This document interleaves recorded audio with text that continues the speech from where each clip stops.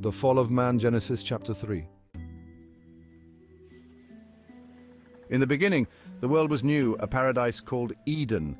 Here, Adam and Eve, the first man and woman, lived in harmony with all creation. But lurking in the shadows was a cunning serpent. The serpent, more crafty than any of the wild animals the Lord God had made, approached the woman Eve. Did God really say, "You must not eat from any tree in the garden"? We may eat fruit from the trees in the garden, but God did say, "You must not eat fruit from the tree that is in the middle of the garden, and you must not touch it, or you will die."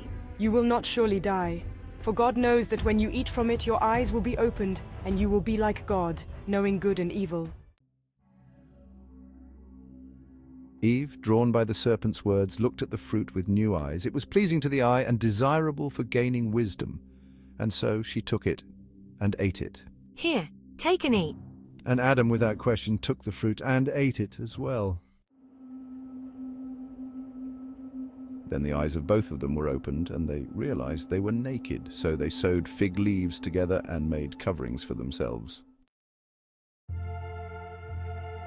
In the cool of the day, they heard the sound of the Lord God as he walked in the garden, and they hid from him among the trees.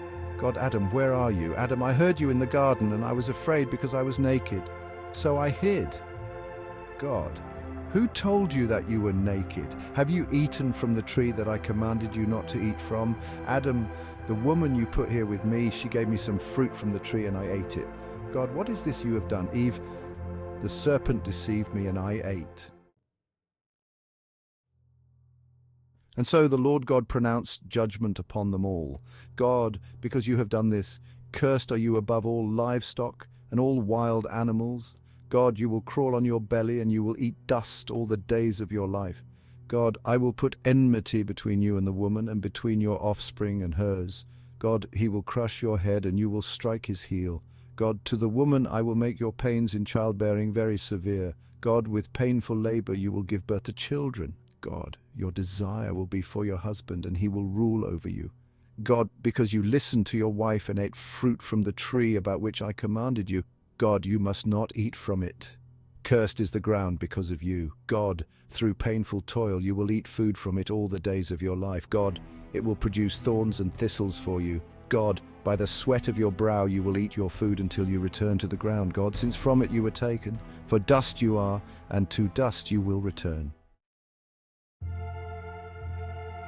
The paradise they once knew was now lost. The Lord God made garments of skin for Adam and his wife and clothed them, and then, to prevent them from eating from the tree of life and living forever in their fallen state, the Lord God banished them from the Garden of Eden. At the east of the garden he placed cherubim and a flaming sword that flashed back and forth to guard the way to the tree of life. And so Adam and Eve faced the consequences of their disobedience. Yet even in their exile, the promise of redemption was planted, a seed that would one day crush the serpent's head.